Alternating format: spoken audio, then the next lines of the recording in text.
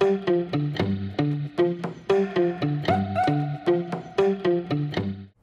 name is Mark Polanski. I'm the co-writer and director of Rememory.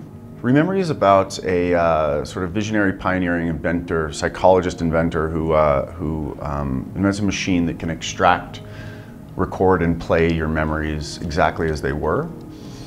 And he's found dead kind of on the eve of the launch of the machine, and Peter Dinklage's character, who's kind of got a mysterious past, shows up and steals the machine, and basically it leads him on an investigation through memories of the patients and into his own past to uncover kind of the truth about both the death of the inventor and Peter's past.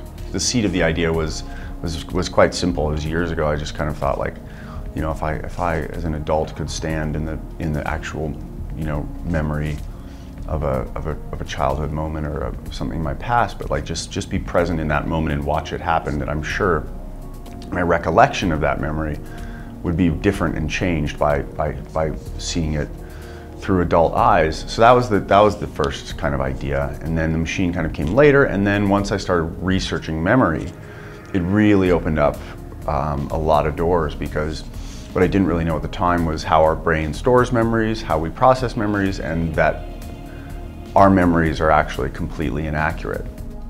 We made the choice to cut on Premiere because my editor at the time, Tyler Nelson, that's what he was using, that's what he was comfortable with, and that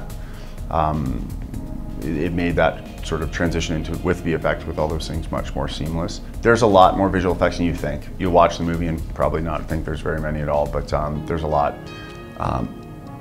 You know, and one of the reasons why Premiere was so helpful actually is because you can kind of, between After Effects and Premiere, it's a seamless transition. So we could do a lot of things on the fly very quickly, and you'd instantly kind of get a proof of concept of whether it would work.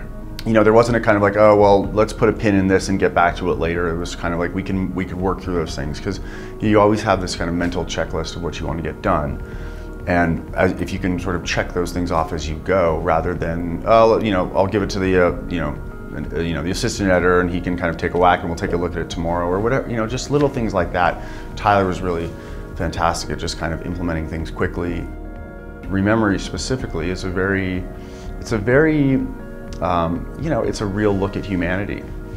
And I think that, you know, I don't know how it's gonna live in the world, but I know that it will, people that see it will have no choice but to reflect on their own lives. It's impossible not to, I think, watching Rememory, because we all have memories, and we all have specific ones and random ones and emotional ones and traumatic ones, and I think that the way, I hope, the film plays is that you will have no choice but to kind of insert yourself into at least the concept.